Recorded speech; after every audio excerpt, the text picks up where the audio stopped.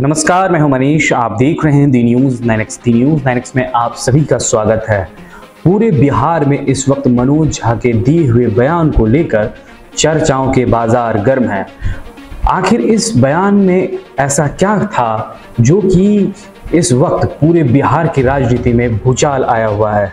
दरअसल एक कविता है जो ठाकुरों पर लिखी गई है। हालांकि राज्यसभा सांसद मनोज झा ने महिला आरक्षण बिल पर हो रहे बहस पर यह कविता बोली थी।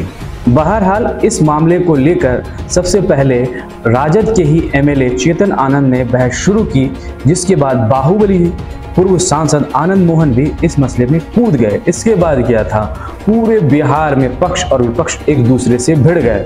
खैर, पूरे बिहार में ब्राह्मण और राजपूतों के बीच वर्चस्व की बात चल रही है, लेकिन इस बीच इस लड़ाई में खुद पूर्णिया के पूर्व सांसद उदय सिंह उर्फ पप्पू सिंह भी अब कूद चुके हैं। और पूर्णिया के पूर्व सांसद उदय सिंह उर्फ पप्पू सिंह क्या कह रहे हैं, जरा सुन लीजिए। अत्यंत ही महत्वपूर्ण सामाजिक दृष्टिकोण से महत्वपूर्ण मुद्दे पे मैं अपने विचार साझा करने आप लोगों से जुड़ रहा हूँ। संसद के आपातकालीन सत्र, विशेष सत्र को बुलाकर सरकार ने महिला आरक्षण विधेयक पे चर्चा करवाई और वो पारित हुआ। ऐतिहासिक कदम है, परंतु कुछ उस विधेयक में जो कमियां थीं उसको लेकर सभी पार्टियों ने अपनी अपनी चिंता व्यक्त की। मुख्य तौर से हम लोगों का ये मानना था कि आरक्षण देना तो बहुत अनिवार्य है, लेकिन इसे तत्काल प्रभाव से लागू होना चाहिए। इसके लिए जनगणना और परिसीमन की आवश्यकता नहीं होनी चाहिए, जिससे ये मामला आने वाले 10 वर्षों तक शायद लंबित ही पड़ा रहेगा। और दूसरी बात, उससे महत्वपूर्ण बात ये कि जब आरक्षण हम दे रहे हैं तो अपने समाज के उन पिछड़ों और अति पिछड़ों के बारे में भी हमें सोचना चाहिए जिनका अधिकार इसमें नहीं दर्शाया गया है, और उसके लिए हम लोग मांग कर रहे थे। लोकसभा में ये पारित हो गया, सिर्फ 2 मत इसके खिलाफ गए, बाकी सभी लोगों ने, सभी दल के लोगों ने इसे एक तरफ से अपना समर्थन दिया और ये अगले दिन राज्यसभा में चर्चा के लिए उठाई गई। चर्चा के दौरान बोलते हुए आरजेडी के पढ़े लिखे सांसद प्रोफेसर मनोज झा ने अपनी बातों को रखा, और बातों को रखने से पहले उन्होंने ओम प्रकाश वाल्मीकि जी की एक कविता का उल्लेख करना चाहा। उल्लेख करने के पहले ही उन्होंने स्पष्ट कर दिया कि इसमें जिस जाति, समझ लीजिए, का उल्लेख है उससे उस एक किसी जाति का वो प्रतीक नहीं है, वो सामंतवादी सोच का प्रतीक है। इसलिए जो उसमें कहा गया कि तालाब ठाकुर का, उस ठाकुर का कहने का मतलब न उनका था न कवि का था कि उससे एक किसी जाति की वो उल्लेख कर रहे थे। वो हर उस सामंतवादी मानसिकता के लोगों का उल्लेख कर रहे थे जिन्होंने पिछले सैकड़ों वर्षों से लोगों का शोषण किया है, और उसी के विषय में यह मामला था। प्रोफेसर मनोज झा जी जब भी संसद में बोलते हैं और हम लोगों को मौका मिलता है सुनने का, तो कम से कम मेरे जैसे अज्ञानी के लिए वो ज्ञानवर्धन का एक मौका होता है। उन्हें बड़े ध्यान से हम सुनते हैं, और उनके इस बयान को लेकर जिस निम्न स्तर की बातें कही गई, यही कह सकता हूं कि हम सब शर्मसार हैं। श्री आनंद मोहन जी एक परिपक्व नेता है, उन्हें सोचकर बोलना चाहिए। क्या वो इस बात से इनकार कर सकते हैं कि सामंतवादी प्रवृत्ति के लोग, चाहे वो राजपूत रहे हों, ब्राह्मण रहे हों, यादव रहे हों, मंडल रहे हों, कौन नहीं रहा, सब तो बड़े बड़े जमींदार थे, और जिसकी जमींदारी जहां थी, जो भी कर सकता था उसने शोषण किया। इस बात से हम कैसे इनकार कर सकते हैं? और आज के सामाजिक परिवेश में जब इन चीज़ों को हमें अपने से दूर करना है तो इसके उल्लेख करने वाले के खिलाफ हम अपशब्दों का इस्तेमाल करें, इससे ज़्यादा हमारे लिए शर्म की बात क्या हो सकती है। रही प्रोफेसर मनोज झा की बात, वैसे भी हमारे संसद में दुर्भाग्यवश अब बहुत कम लोग रह गए हैं जिनकी भाषण आप सुनना चाहें। जिस तरह की भाषा का प्रयोग करते हैं, आक्रामक, 24 घंटे आक्रमण, एक दूसरे पे प्रहार। अरे कोई अच्छी बात कीजिए, कोई साहित्य की बात कीजिए, कुछ अपने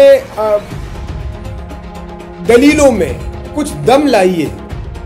प्रोफेसर मनोज झा उनमें से एक है और मैं समझता हूं कि आनंद मोहन जी को इस बात को फिर से दोहराकर सुनना चाहिए, समझना चाहिए और उनकी बड़प्पन इसमें होगी कि वो खेद प्रकट करें। और उनके बेटे जो अभी विधायक बने हैं, चेतन आनंद, मेरे बेटे के उम्र के हैं, मेरे बेटे जैसे हैं। मैं चाहूँगा कि वो अगर आगे बढ़ें, राजनीति में नेतृत्व करें, लेकिन नेतृत्वकर्ता का काम लोगों को उत्तेजित करना नहीं होता, लोगों को समझाना होता है।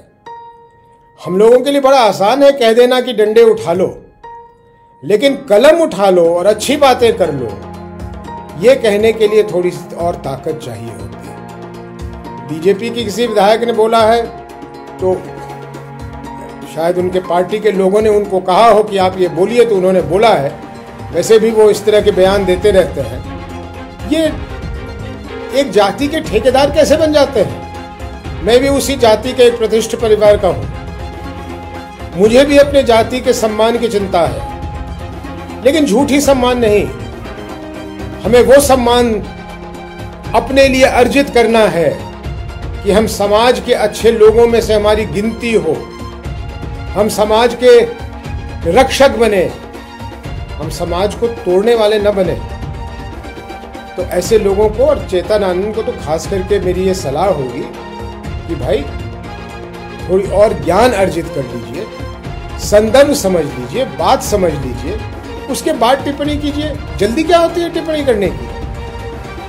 अब देखिए बात कहीं की कहीं रह गई ना, वो महिला आरक्षण वाली बात जो थी वो दब गई।